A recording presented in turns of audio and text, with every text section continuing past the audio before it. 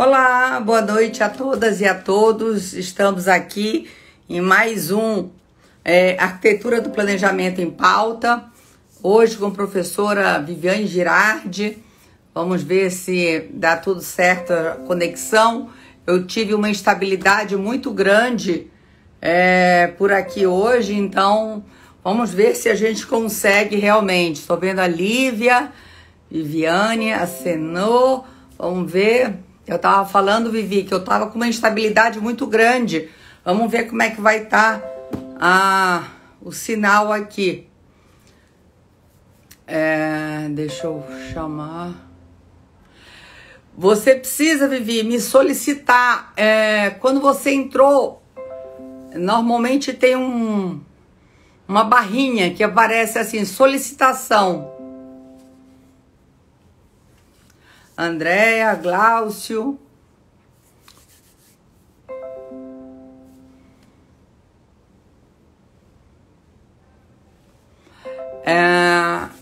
Vivi,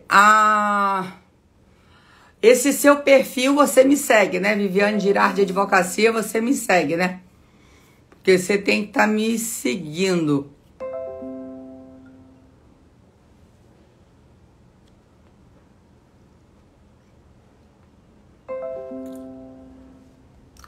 Eu tô vendo se você me solicita, mas não tô vendo você solicitar.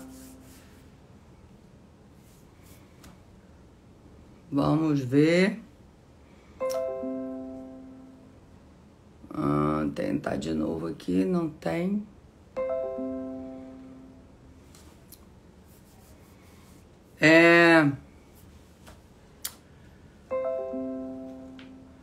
Você conseguiu solicitar, Vivi? Então, hoje o nosso bate-papo seria sobre alguns dos textos da professora Viviane Girardi, participa do Arquitetura do Planejamento Sucessório. Vamos ver aqui.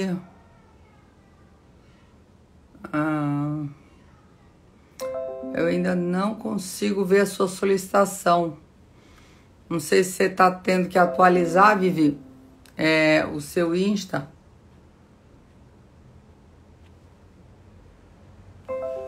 Deixa eu tentar aqui.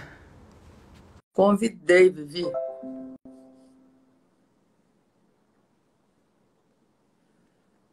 Vamos ver se dá certo agora.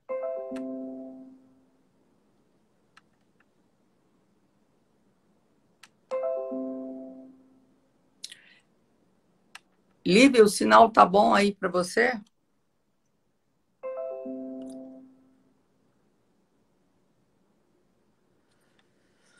Você tá me seguindo, eu te convidei.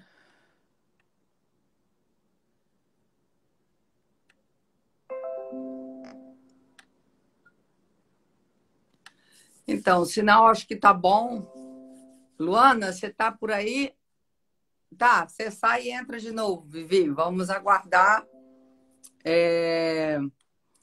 A professora Viviane Girardi participou do primeiro tomo 1, né?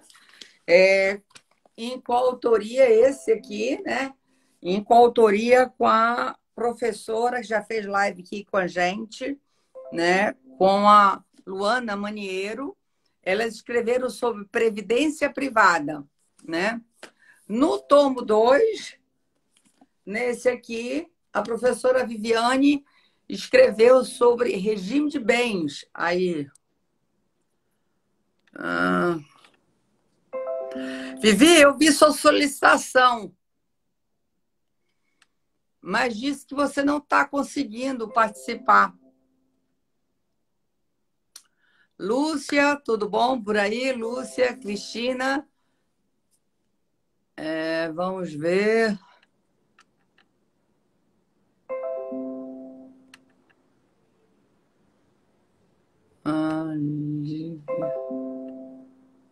Eu estou te chamando, Vivi.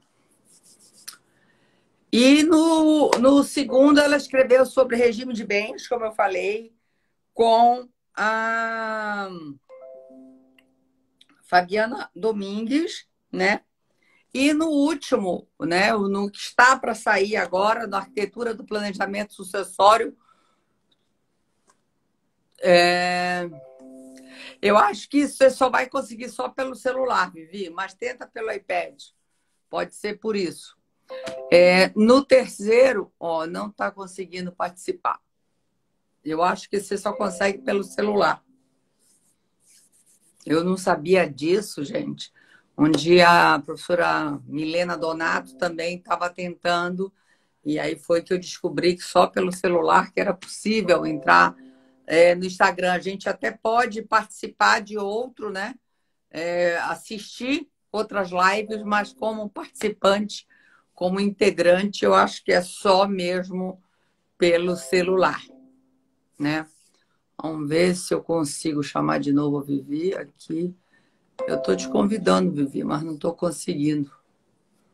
Diz que... eu sei que você vê, mas você não consegue participar.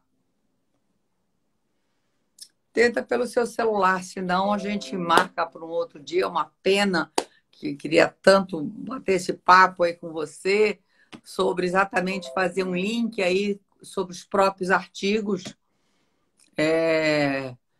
Eu acho que tinha tudo a ver essa questão de regime de bens, né? A questão da previdência privada, depois da decisão da Nancy, e também essa questão de fraude, né? Que é o último, como eu estava falando, a Viviane vem participando do Arquitetura do Planejamento Sucessório, tomo 3, com a professora Maici Colombo, né? E um artigo super interessante sobre fraude.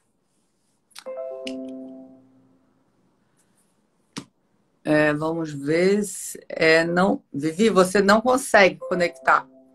Eu recebo a mensagem aqui que você não está conseguindo conectar.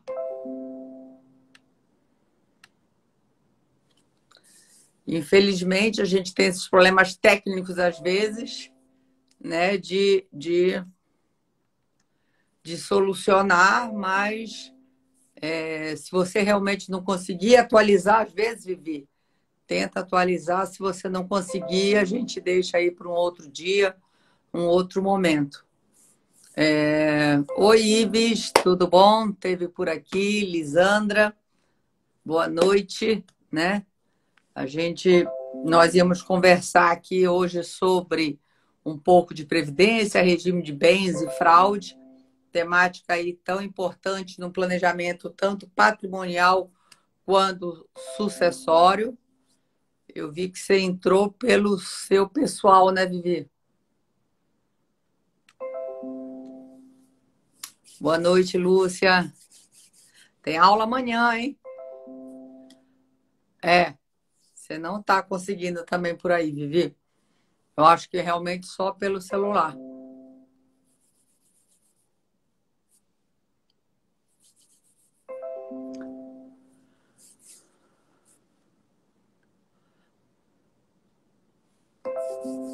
Exato, Lúcia. Aula amanhã com o professor João Aguirre, né? Até sobre essa temática. Marco Antônio também, aluno lá da gente, do nosso curso.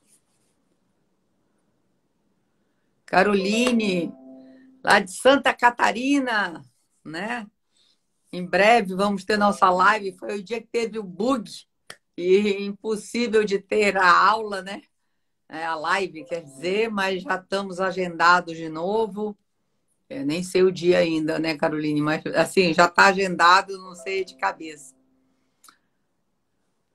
Vivi, só me confirma, então, se a gente deixa para outro dia, porque eu acho que se não for pelo celular, você não vai conseguir. Enviou solicitação, entrar. Acho que agora vai. Ai, tudo bom, querida? Ai, amiga, mas olha, a situação aqui, porque a câmera do celular não ajuda, ela está com uma dificuldade aqui na luz. Não, mas o importante é que você conseguiu entrar. Infelizmente, eu não consegui te avisar isso antes, e live é isso mesmo.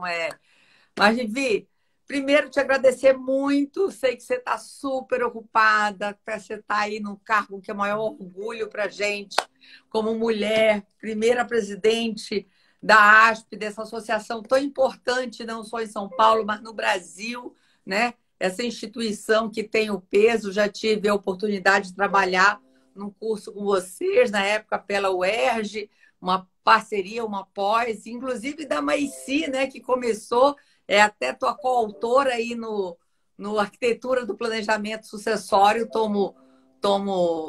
Olha ali, dona Lídia, como é a senhora? Beijo, mãe. E que tudo começou aí também, né, na ASP. Ela sempre foi uma pessoa assim, super dedicada. Eu estava falando do outro artigo também que você tem com a Luana Maniero sobre Previdência, né? E fazendo exatamente esse link que eu achei que tem os três temas, né? Quer dizer, Previdência, regime de bens e a fraude, né? Quer dizer, que é o artigo que vem no tomo 3, tem tudo a ver, porque até num artigo recente da Luana, eu sei que a Luana é sócia da Viviane também, no escritório em São Paulo, que ela trabalhou muito essa questão de modificar essa questão da desnaturalizar a previdência pela natureza, quer dizer, só porque tem fraudes já não é. E essa decisão da Nancy, que é tão impactante também. Primeiro, te agradecer muitíssimo por sempre também apoiar a arquitetura nos congressos, nos livros. Sei que às vezes sempre é muito difícil, mas te agradecer. Já teve ano que estava na tese de doutorado, não consigo dar nesse prazo, não, vai dar certo. E sempre, muito obrigada aí por toda essa parceria sempre. Te agradeço, passo a palavra e aí vamos bater nesse papo aí descontraído, Marco, para a gente te receber aqui com muito carinho. Legal, Dani. Primeiro, desculpa aqui pelas condições de tecnologia, mas realmente eu achei que dava para entrar pelos outros dois computadores ou pelo iPad aqui. E a câmera aqui do meu celular, ela está com um risquinho, então ela fica com essa sombra. Então, primeiro, desculpa pelo problema. Segundo, quero dizer que, na verdade, para mim é uma alegria poder participar de um programa, né, assim, desse debate, de uma discussão feita por você. Eu que vejo a tua trajetória desde o início, te acompanho, que é uma grande amiga, e ver isso que você conseguiu estruturar, que é, né, a respeito do planejamento sucessório, toda essa doutrina que você conseguiu reunir, doutrina da melhor qualidade, estruturar um curso sobre isso, quer dizer, voltar a doutrina brasileira para essa problemática. Eu tenho que te cumprimentar e dizer que para mim é motivo de muito orgulho ver tudo isso sendo feito, sendo edificado. Então, você não tem que me agradecer, sou eu que tenho que agradecer por poder participar dessa história e dessa caminhada, né? E como você falou também, é muito gostoso esse próximo artigo. Eu venho escrevendo junto com a Maici, que é fruto do trabalho que a gente plantou juntas lá atrás, né? Nós fizemos uma pós-graduação em Direito Civil lá na ASP, tivemos uma turma primorosa de alunos e resultou muita coisa boa de lá. E a Maici é uma aluna que foi para o mestrado, está agora no doutorado, tem uma carreira acadêmica também muito bacana e vem aí com um artigo. E também te agradecer porque também foi uma oportunidade para a Luana escrever artigos comigo, né? Então também foi um fruto do nosso trabalho aqui no escritório, enfim, de questões que a gente vê do dia a dia do litigioso. E também a Luana foi a nossa aluna lá, você lembra? Da ASP.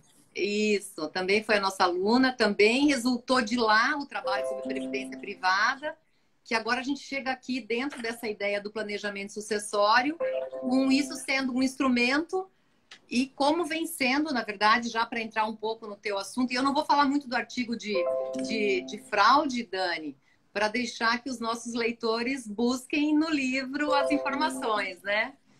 Mas, enfim, de como a previdência privada, na verdade, eu acho que ela já nasce no Brasil bastante desvirtuada, como um instituto, né, assim, jurídico, porque ela ela tem uma finalidade. Nós precisamos lembrar que aqui no Brasil nós temos a Previdência Social, e a Previdência Social, né, que é a Previdência que a gente chama de compulsória, ela tem essa previdência privada, a previdência que todos nós temos acesso, ela se divide no regime também dos servidores públicos, né?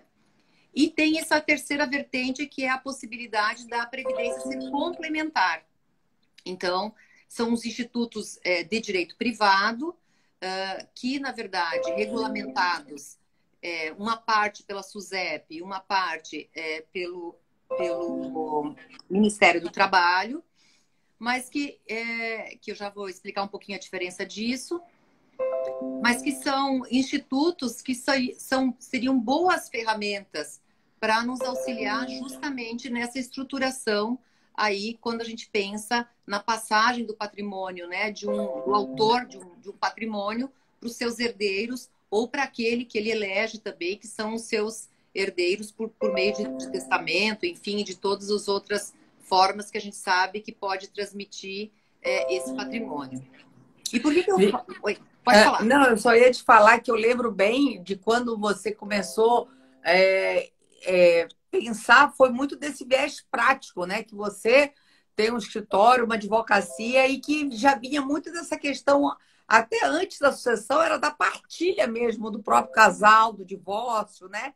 Partilhava, então, assim, era um problema que você vivenciava no dia a dia do seu escritório e que tinha argumentos, às vezes, para um lado e para o outro, conforme, né, o interesse ali do cliente que a gente tem que estar defendendo. Então, é importante dar esse cunho, né, prático que se teve, que começou até antes de chegar no planejamento, muito também nessa visão de partilha do próprio patrimônio, de um divórcio ou de uma dissolução de união estável, né? Então, eu lembro Sim. que dali até que foi o interesse da Luana de pegar esse viés prático, que foi o TCC dela, e daí esse primeiro artigo. E tem tudo a ver, né, Vivi, com a questão de regime de bens, né? Quer dizer, sem regime de bens, não tem como, já fazendo um link assim, não tem como a gente pensar em planejamento patrimonial e sucessório, né? Na verdade, você tem dois grandes momentos aí para avaliar, né? Primeiro que aonde começa toda a discussão sobre a previdência privada, né? Eu acho que assim, as pessoas precisam entender que nós temos um regime de previdência privada aqui no Brasil, né? E que é uma renda complementar e que ela faz parte de um complemento de renda, etc, etc. Agora, o que chega para a gente aqui muito nos escritórios, e foi da onde também surgiu aí o nosso interesse pelo estudo, é justamente porque a previdência privada ela vinha sendo utilizada como uma aplicação. Então, aí se dizia, né, se dava o nome ali, previdência privada, fosse essas compradas em banco, ou fosse algumas, muitas vezes, adquiridas... Como ativo mesmo, né? É um ativo que, na verdade, a pessoa está tirando, digamos, da economia do casal, porque o que é o regime de bens? O regime de bens são as regras que o casal escolhe para vigorar durante a vida econômica desse casal, né? Então, lembrando aqui também, né, Dani, que a gente tem um regime de bens, o regime legal, que é aquele quando a gente não faz nenhuma escolha, o próprio legislador determina quais serão as regras para esse regime de bens, para esse casamento. Mas nós também temos no campo da previdência, da autonomia privada, na verdade, a possibilidade de a gente escolher diversas regras do regime de bens. Então, aqui acho que uma coisa que vale também para quem está nos acompanhando é que o regime de bens ele não vale só por aquelas regras que estão colocadas ali no Código Civil, aqueles 4 ou 5 modelos de regime de bens, né? Mas nós temos a possibilidade de, por meio de um pacto antinupcial, estruturar um regime de bens que atenda mais proximamente à realidade daquele casal, né? daquele casamento. E como que, antes que você me pergunte um pouquinho, só para terminar com o meu raciocínio, E como que esse regime de bens ele pode ser lesado ou pode ser fraudado, né? Era onde estava entrando um pouco essa questão da previdência privada, porque ela estava com uma ideia de uma aplicação mesmo, ou de um ativo reservado para um dos dois, e no momento de fazer essa divisão, esse patrimônio não era considerado por ser simplesmente um nome previdência privada. Quando, na verdade, Dani, aí relembrando um pouco das nossas lições lá do Perlingeri, a gente precisa entender o que é a função daquele instituto, né? Realmente cumprir, e não só com o nome que vem sendo dado. Não, com certeza. E também eu falo para as pessoas que tão mais simples é fazer uma consulta, né, antes de orientar, ver, principalmente agora, né, nas várias formas de entidades familiares, mais de um relacionamento. E lembrando que as pessoas têm impacto, efeitos jurídicos as relações, né? Então tem essa questão patrimonial e que as coisas têm consequência, não adianta depois. Então, essa advocacia preventiva, consultiva, antes E a gente sabe que o brasileiro não tem isso na sua cultura, né? O brasileiro resolve depois. E é isso que está mudando, Vivi. Eu vejo assim, dentro, lógico, todos os motivos que a gente vê que busca economia tributária, com certeza e tal, mas o que eu vejo mais latente são essas transformações familiares, essas novas formas de entidades e os meus, teus e os nossos filhos. E aí fica, eu estou casando de novo, mas como é que... né? Por outro lado, a gente sabe que muitas vezes quem tem patrimônio prefere não fazer partilha e vai seguindo a vida, mas chega uma hora, seja às vezes lá na frente, ao fazer um planejamento sucessório, tem que voltar atrás e tudo. Então, isso aí também eu acho... E uma responsabilidade da gente como advogado, sabe, Vi? Você que eu acho que muita coisa tem sido vendida de uma forma muito... desonesta. De uma forma desonesta. Tem que ser claro. Irresponsável, desonesta, vendendo-se gato por lebre, dizendo que é como se holding fosse fábrica de dinheiro, sabe? E não é isso, né? Então, assim, eu vejo muito...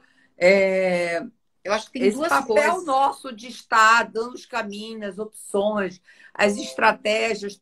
Todos os instrumentos têm vantagens e desvantagens, né?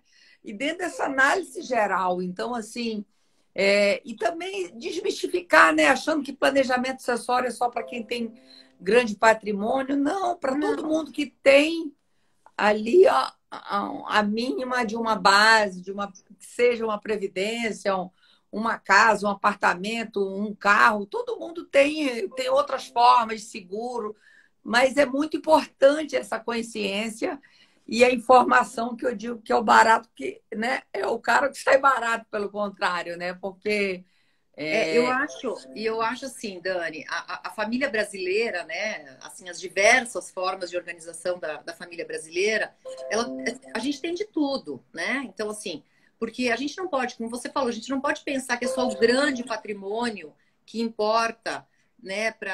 Porque quando a gente está falando do planejamento patrimonial, o que a gente está falando é da conservação do patrimônio para o bem da família. Em última instância, é isso que a gente está querendo. O que o direito das sucessões faz, né? Transmite o patrimônio para a continuidade da família, sempre mais ou menos dentro dessa regra. Então, o que o planejamento quer fazer, na verdade, é fazer essa passagem da maneira mais inteligente, da maneira mais correta possível. Então, a gente pode ter tanto uma pessoa que tenha a sua casa, que seja aquele o seu único bem, mas como que ela pode deixar para os seus herdeiros, como a gente pode ter realmente um grande patrimônio que exija uma estruturação mais complexa e tudo mais. Mas o que é importante é que para aquela pessoa que tem aquela casa, tem a casa, o terreno, a casinha na praia, aquele é o patrimônio dela também, né? Então, eu acho que olhar para isso, se preocupar de uma maneira jurídica com isso, ainda em vida, é uma realidade mais recente da família brasileira, né? Porque eu acho que tem um fenômeno que, como a gente está vivendo muito mais também, Dani, a gente tem a possibilidade dos pais passarem ainda em vida para os seus filhos a grande massa patrimonial, né? Porque É antes não que tinha uma... Isso Não, e que é impacta um também. excelente, às vezes é muito melhor já resolver em vida, né? O Daniel Bucaque sempre fala que puder em vida já resolve, que você sabe que é o que você tá. São opções, né? Que lógico que você vai optar por instrumentos mortis-causa, intervivos, e não tem que ser só escolhas. Pode ser um combinado disso, faz um pouco em vida, deixa um restante numa parte de testamento, e conforme tudo tem as vantagens também, o antecipar muito, às vezes também tem a vulnerabilidade, Tem, exatamente em função do que você falou. A gente tem que preparar a nossa velhice também, né? E o desenvolvimento tecnológico, a prevenção de doenças, de tratamentos, isso são dados do IBGE. A sociedade ganhou 20 anos, né? sim. Então, Eu acho que é, tem um fenômeno também que é assim, você poder passar em vida ainda, entregar esse patrimônio em vida para os seus herdeiros, para que eles também possam desfrutar, porque senão eles vão chegando muito perto da velhice e aquele patrimônio que poderia ser um incentivo, poderia ser uma ajuda num momento importante da vida daquela pessoa, né? Ali nos 30, nos 40 anos, muitas vezes, ou um pouco antes para uma formação, esse patrimônio também cumpre um pouco dessa função. Por um outro lado, aquilo que você aponta também, e eu vejo isso sendo feito de maneira muito leviana também, sabe, Dani? Essa ideia de que doa-se todo o patrimônio ou se transfere todo o patrimônio para os herdeiros sem um cuidado com o que seja a manutenção e as garantias de controle por parte daquela pessoa também que está transmitindo. Porque eu acho que isso também é fundamental. E hoje em dia a gente tem vários mecanismos, né? O Código Civil também nos abriu outros mecanismos que nos ajudam na gestão patrimonial, na cogestão desses bens. Quando a gente também vai falar desse planejamento, é importante que as pessoas comecem a pensar sobre isso, porque quando você tem a possibilidade de fazer isso com calma, muitas vezes você vai estruturando os negócios ou o patrimônio, ou você vai transformando um patrimônio, muitas vezes imobilizado, num ativo, que fica mais fácil depois você dividir com os herdeiros. Ou você faz ainda uma outra coisa, né, Dani, que é você buscar atingir a melhor forma do patrimônio para cada um dos herdeiros. Eu tenho situações aqui no escritório, por exemplo, de herdeiros menores de idade. Então, é melhor você deixar para esse herdeiro menor de idade, a depender de qual é a realidade da família, patrimônio talvez imobilizado, com uma gestão direcionada, né? Que você sabe que aquela pessoa vai chegar lá com 18, 19 anos com aquele patrimônio já mais garantido, ou então constituído num fundo, enfim. Eu digo assim, porque às vezes você tem um herdeiro que para ele é mais interessante ele receber as cotas da empresa porque o negócio faz parte da vida dele, a vida dele está atrelada com o negócio familiar. Mas pode ter outro que não tem interesse nenhum em receber essas cotas e que tenha interesse em receber em ativos ou em bens. E aí você consegue compor o interesse desses dois herdeiros que muitas vezes dentro de um processo de inventário poderia não acabar acontecendo na rapidez com que a gente, muitas vezes, o mundo dos negócios precisa, né?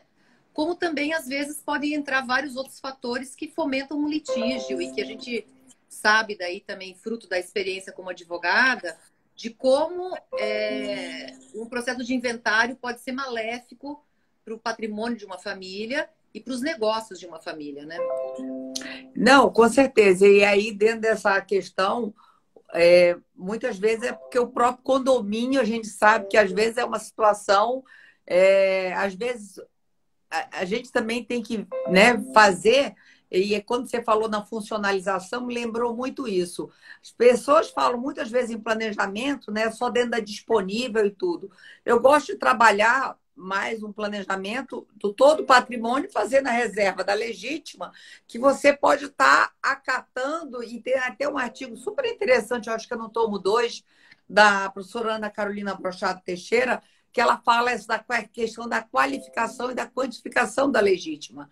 E que, quando eu também ponho, eu trago muito a autonomia do titular do patrimônio, que essa autonomia tem limites da própria função dela, né? Porque só minha vontade prevalecer. Às vezes você é dono de uma fábrica de sapato em Novo Hamburgo. O filho está fazendo doutorado de bioquímica na Alemanha. Não vai dar certo eu querer deixar aquela fábrica para o meu filho. Não tem que se utilizar. E ela utiliza muito exemplos disso. Alguém já mora num apartamento, então já fica, às vezes, aquele apartamento para aquele filho, uma casa de praia, que seja, que tem um tem filho criança e o outro já. Então, você pode fazer dessa funcionalização dentro desses ajustes conforme é conveniente, mas é muito importante também, eu acho, e você também, quando tem menores, né? E que a proteção desses, eu acho que também tem virtude. Eu lembro de um caso que uma vez você me disse que alguém tinha um caso de Alzheimer e o outro veio, o outro cônjuge tinha um problema, um câncer e tinha uma vulnerabilidade dos filhos. Eu acho que um até era maior, mas tinha síndrome de Down, como fazer, como organizar.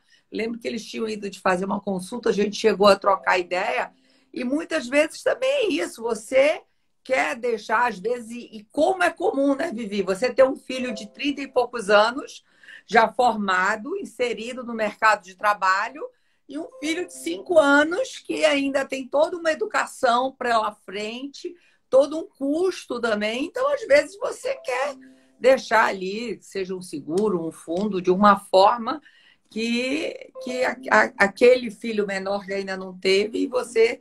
Então, são essas peculiaridades que eu falo que a vida, a sociedade bate no nosso escritório com a realidade fática das situações. E o direito tem que vir trazendo soluções, né? Então, eu acho que indo até um pouco contra a questão cultural do brasileiro de não se organizar, eu acho que todas essas transformações que eu digo socioeconômicas fizeram nos últimos 50 anos, tantas mudanças, não só no Brasil, isso até, na verdade, é no mundo, né, ocidental, fazendo um recorte aí, e que quando a gente, né, vai estudar fora, a Vivi também, a professora Viviane, estudou comigo em Camerino, nós fizemos uma especialização na Universidade del Estúdio Camerino, em Direito bom, Civil. Né, Saudade, minha Deus, tempo bom. uma foto.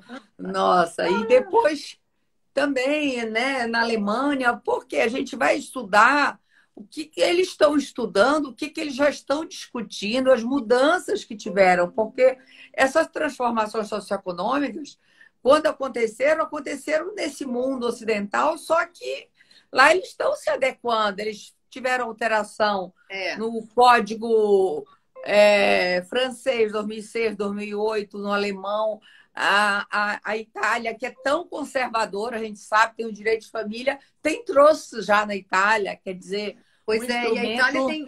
Mas a Itália tem uma coisa que é muito interessante e que eu acho que o Brasil se aproxima em alguma medida sem que o Brasil tenha pensado em institutos jurídicos próprios, né? Se a gente for buscar aqui as grandes, assim, as empresas, as fábricas aqui do Brasil, você vai ver que muita coisa vem de origens dos imigrantes que tiveram aqui, né? Assim, que cresceram, que prosperaram muito do direito europeu, que a gente poderia também utilizar aqui no Brasil. Lembrando que na Itália a gente tem o Pacto da Família também, né, Dani? Aqui a gente foi construindo isso aqui no Brasil por meio dos pactos dos sócios, ou pela ideia mais recente de um pacto familiar mesmo, de como se pode conduzir essa sucessão, essa transmissão desse patrimônio.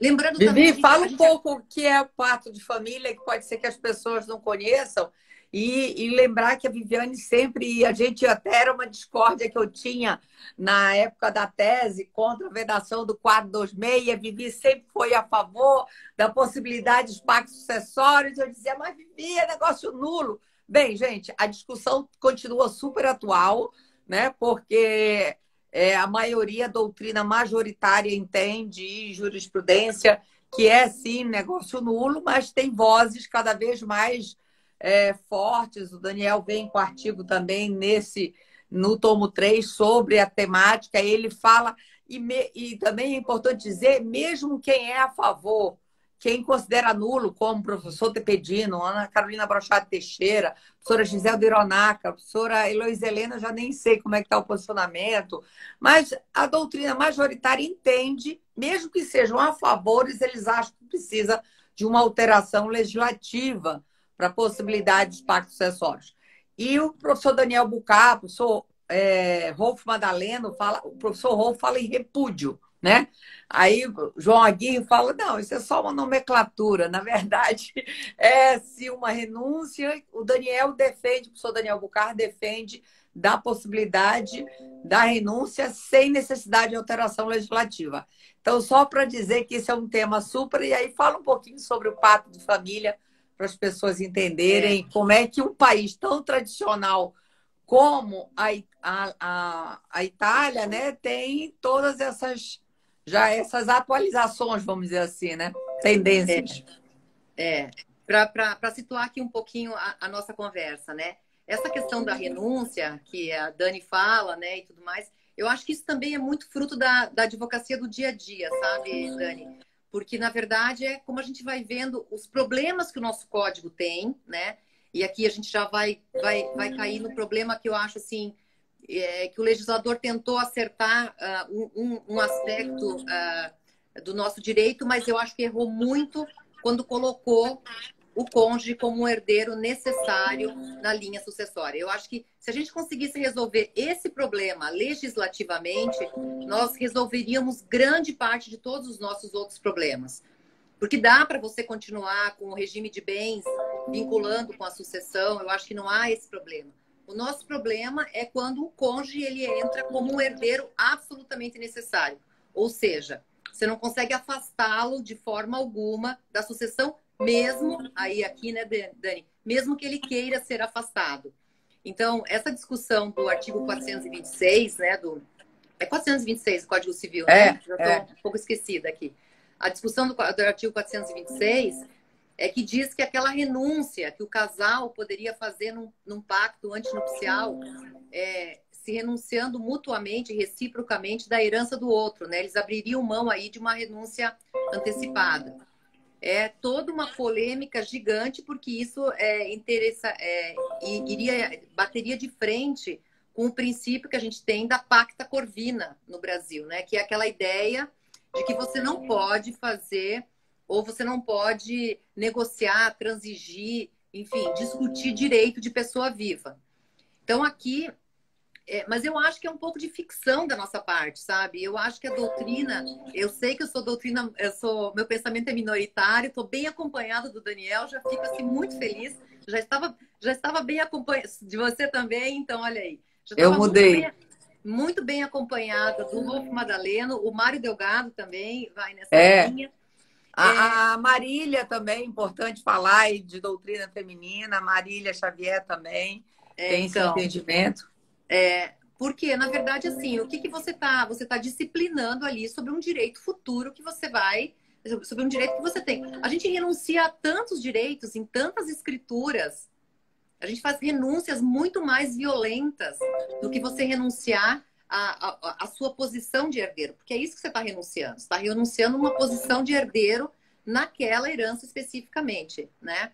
Então, eu acho que a gente ainda vai ter que construir muito, obviamente. É bacana que a doutrina também tenha essa divergência, mas eu acho que se a gente começar a encontrar soluções, um amparo jurisprudencial nesse campo, nós vamos conseguir dar mais mobilidade para os instrumentos sucessórios também, Dani.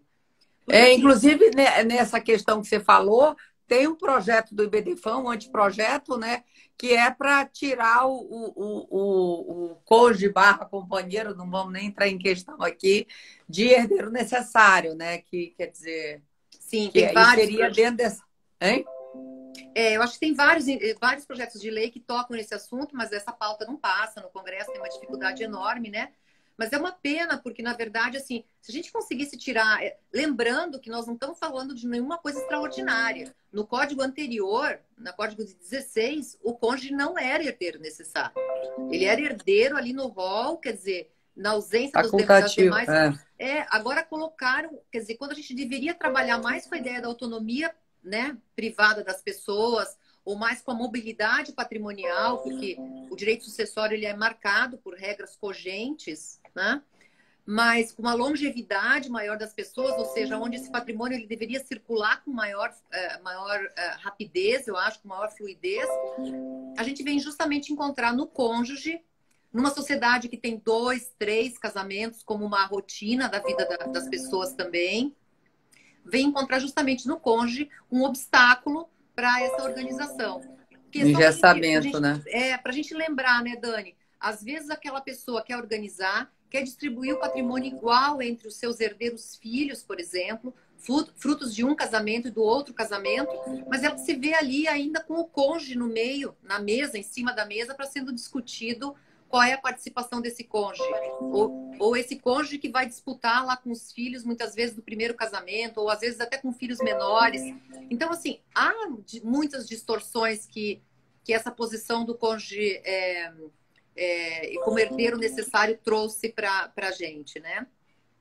Então, eu continuo aqui me filiando na ideia de que a gente tem que começar a trabalhar cada vez mais com a ideia de autonomia patrimonial e autonomia privada também dentro, mesmo no campo do direito de família e mais ainda, eu acho, no campo das sucessões. Embora a gente saiba que isso é um tabu, né? A gente sabe que esse é uma área do direito ainda bastante marcada por essa ideia protecionista e muito patrimonializada ainda. E acho que a gente precisa exatamente mudar um pouco o eixo desses valores, trazer um pouco mais as questões existenciais, a autonomia que as pessoas querem para os seus projetos de vida e deixar com que elas também tenham autonomia para regular o próprio patrimônio. Eu acho que é um pouco demais a mão do Estado em algumas áreas aí, sabe? Aí a professora Daniela Mucilo, um beijo para você, Daniela, está falando aqui. Se houvesse alteração do cônjuge para a modalidade do herdeiro facultativo, metade dos problemas estariam resolvidos. Com certeza, isso já ajudaria muito. E até porque, seguindo dentro dessa tua linha de raciocínio, Vivi, até no direito de família, a gente tem muito mais essa parte principiológica. No direito das sucessões, é muito mais estanque, isso é muito mais engessado, né? E que precisa cada vez mais dessa autonomia dentro do direito das sucessões, porque cada vez mais as relações estão mais contratualizadas, então precisa e precisa essa transição, deixar de ser tabu para ser falado, né? Eu não sei se eu digo que o direito das sucessões era o patinho feio do código, né? Assim, ninguém, isso em dados, você pega lá na CAPES, nos dados aí de TCCs, dissertações, teses, pouquíssimo se estudava direito das sucessões. Ou você tem que ir nos clássicos, ou os manuais, e que às vezes, muitas vezes, né, não conseguiam se aprofundar da temática. E eu digo que o patinho feio se tornou um grande cisne, né? E hoje em dia ponto aí de estudo de várias. Graças a Deus, tem que ir para a doutrina aí mesmo estudarem. É que eu acho que a doutrina começou a questionar muito, porque sempre foi um ramo do direito muito engessado. Ele tem que ser rígido. Obviamente, a gente está falando de regras patrimoniais, né? A gente está falando disso. Mas o que eu acho que tem que é balançar um pouco esses interesses, né? Quer dizer, não são os interesses patrimoniais por si só. Você tem que balançar isso com os interesses existenciais e com a funcionalização desse patrimônio em prol da família, que eu acho que é esse a razão de ser desse patrimônio, né? Então, eu vejo que a doutrina está produzindo muita coisa boa, muita coisa nova. Aí, de novo, falando, né, o teu trabalho contribui demais nesse sentido. Esses três tomos, né? A gente já está com o terceiro aí. A Mercedes o 3 está quase para sair já. Quase chegando no mercado. Está no forno. Vai agora aí. Ele permeia todos os assuntos que a gente atualmente enfrenta no campo do direito sucessório, né? E eu concordo com você, Dani. Eu acho que a gente está começando a caminhar muito mais para uma contratualização no bom sentido. É importante a gente entender isso, né? Uma contratualização no bom sentido das relações também familiares e também, obviamente, tentando desembocar isso um pouco para as relações sucessórias. Porque isso também significa responsabilidade e autonomia das pessoas. Quer dizer, é muito engraçado o nosso direito, né? A pessoa pode atravessar a rua, contratar, fazer uma incorporação milionária do outro lado, com 3, 4 edifícios, comprometer toda a vida dela, mas de repente ela não pode dispor de como ela gostaria que o patrimônio dela fosse entregue para os próprios herdeiros. Então tem algumas incongruências assim, né? Ou ela também não pode dispor de como ela vai reger o regime de casamento dela se ela viesse a se casar, a depender da idade que essa pessoa tem.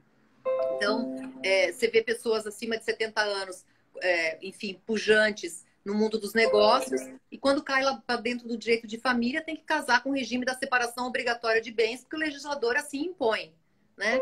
Então, assim, eu acho que são algumas tutelas que talvez não fazem mais tanto sentido hoje em dia, na nossa sociedade atual, na forma contemporânea da família. Mas tem um outro aspecto que eu acho que é importante também a gente pensar, é que nós deveríamos poder ter regras de proteção, e eu acho que é essencial a gente ter regras de proteção, né, tanto no campo sucessório quanto no campo familiar, mas deixando essa reserva de autonomia das pessoas, delas poderem afastar, às vezes, essas regras de tutela, quando elas se mostrarem excessivas para aquela realidade. Porque o problema dessas normas cogentes é isso, elas deixam pouco espaço de mobilidade para situações que são absolutamente diversas. Então, as pessoas têm que, muitas vezes, entrar dentro de um formato que não cabe, né? Eu estou vendo aqui, a Maria Rita entrou também, e te contar essa, eu acho que você não sabe, a Maria Rita fez aquela palestra que você participou no mesmo painel, maravilhosa. E eu disse, Maria Rita, você tem que escrever isso para mim, trazer essas decisões e mostrar que a luta não se encerra aqui exatamente em função, porque tem essa situação, né, das relações familiares dali, questões de seguro, uns conservadorismos, né, concubinato. Então, assim, ela já tinha um artigo com a Luciana Brasileiro, no tomo 2. Ela, Dani, mas deixa eu escrever. Eu digo, não, eu quero aquela tua palestra. E eu lembro de você ter elogiado também, que foi maravilhosa. Aproveitar para elogiar de novo, foi maravilhosa. E para quem não pôde acompanhar, né? Enfim, a Maria Rita traçou um pensamento crítico, assim, absolutamente necessário sobre o posicionamento da doutrina e sobre o posicionamento da jurisprudência quando se confronta com famílias paralelas. O que são famílias paralelas, né? São famílias que existem de fato, né? Uma pessoa, normalmente um homem com duas mulheres, com 2 núcleos familiares ou mais núcleos familiares, que se sabe da existência recíproca, e que muitas vezes a própria pessoa organiza ali uma forma de distribuição desses bens, ou não organiza a forma de distribuição desses bens, e quando isso chega para o judiciário decidir, o judiciário vem e elege uma daquelas famílias como a legítima e desconsidera a existência da outra, né? Esse acho que é um segundo grande passo que a gente ainda precisa dar no campo do direito de família, do direito das sucessões, que tem muito a ver, Dani, também, eu acho, com um resquício de um moralismo que a gente precisa se distanciar no direito, sabe? Eu lembro que eu tinha... desculpa te interromper, acaba seu raciocínio. Não, é porque o direito, assim, você tem que aplicar a norma, você tem que aplicar os princípios legais, você tem que aplicar os valores constitucionais, né? A moral cada um pode guardar para si. Cada um vai ter. A moral tem que ser privada, né? Mas você não pode impor a sua forma de ver o mundo para uma outra pessoa. Então, não acho certo, não acho adequado. O Brasil é monogâmico e tal. Então, é mais justo você... Sinto muito, né? É mais justo você alijar completamente de direitos uma mulher, justamente na fase mais vulnerável, porque já quando ela está mais na velhice, com filhos, né, muitas vezes, né, das 2 relações, por uma escolha que, no meu ponto de vista, é absolutamente injusta, né? Ainda mais na perspectiva daquelas pessoas que, por alguma razão, estão vivendo daquele jeito. Então, a Maria Rita tem mesmo que escrever esse artigo, tem que nos presentear. Tá saindo aí do tomo 3. Registro. Aproveita para cumprimentar o professor Luiz Paulo Vieira de Carvalho, também participa do tomo 3, com artigos sobre questão de testamento. E foi interessante que a Maria Rita, eu fiz, eu acho que fim do ano passado, né, Maria Rita? Uma live com ela, e ela estava ainda no STF, e ela dizendo com muito medo, mesmo quando ainda estavam os votos mais para o lado positivo, ela disse assim: eu tenho muito medo de repercussão geral para questões existenciais. Qual é um avanço muito grande ou é também um retrocesso imenso, né? E aí teve a virada dos votos e, infelizmente, é isso aí, né? Enfim. Só para terminar, Dani, por exemplo, essa é uma temática que agora eu me preocupo e eu vou falar sobre isso no congresso do IBDFAN. A questão da união estável também, sabe? Eu vi que a Rosa aqui até pediu, gostaria de uma live que falaria tudo sobre união estável. Estou com 2 filhos nessa situação, obrigada. A gente pode fazer, se ela quiser, depois adiante. Mas é assim, o que aconteceu com a união estável? A gente tem que tomar um pouco de cuidado com isso também, né? A união estável, ela saiu da completa marginalização, que era o não reconhecimento absoluto por parte do direito, dos efeitos das pessoas que viviam sem um vínculo matrimonial, para a gente chegar hoje num casamento, porque a união estável está próxima de um casamento. Ou seja, também aquele espaço de liberdade que as pessoas que querem exercitar por meio da união estável ou da união livre, como a gente chama, que não seja formalmente se casar, também foi tolhido pelo Estado. Então, o Estado também está avançando demais sobre a tutela, obviamente, sobre a ideia de uma tutela e de uma equiparação constitucional desses 2 institutos que são absolutamente necessários, mas sem um espaço também para que as pessoas possam exercitar um pouco daquilo que seja um projeto ou um planejamento da própria vida, né? Então, você já entra dentro de uma união estável com comunicação patrimonial, você entra dentro de uma união estável com a condição de herdeiro. Será que é isso mesmo que a nossa família brasileira está buscando? Será que a gente não precisa repensar um pouco se a gente não vai de um extremo para o outro?